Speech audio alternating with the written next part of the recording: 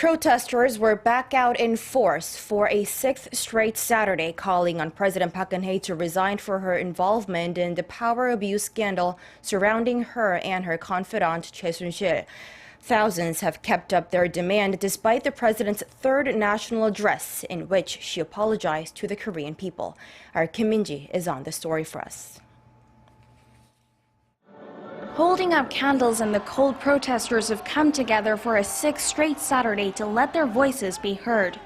It's been over a month into these protests now, but the people's anger and passion haven't died out.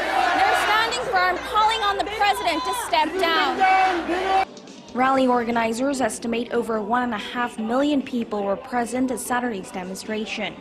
They say that's more than last week, but it's not the number that counts. It's a frustration and disappointment of the people echoing through the city streets. I wasn't able to come to the protests before, but this time I came. I hope what's wrong is made right and that state affairs will stabilize quickly. I saw the president's apology and felt frustrated. It was as if she was fooling the people, so I decided to come with my friend. I think it's meaningful that the people have come together so the crisis can be resolved. Protesters also made their way up to the presidential office of Cheongwade to make their presence known. This week, they were allowed to march 100 meters from the presidential office up until 5:30 p.m., the closest they've gotten so far and the closest they will be able to get by law. Late into the night, the protesters marched again close to the presidential office and in other locations around the city. The demonstration was held after President Park Geun-hye offered a third public apology earlier in the week, where she said she would leave her fate in the hands of Parliament.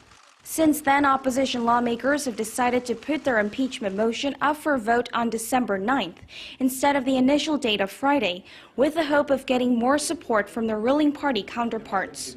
200 lawmakers, or 2/3 of Parliament, need to vote in favor of the motion for it to pass.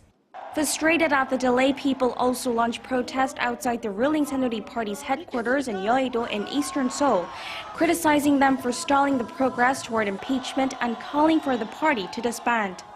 It's getting colder at each demonstration as the weeks progress, but the protesters seem determined that their candles will continue to glow in the night until their demands have been met.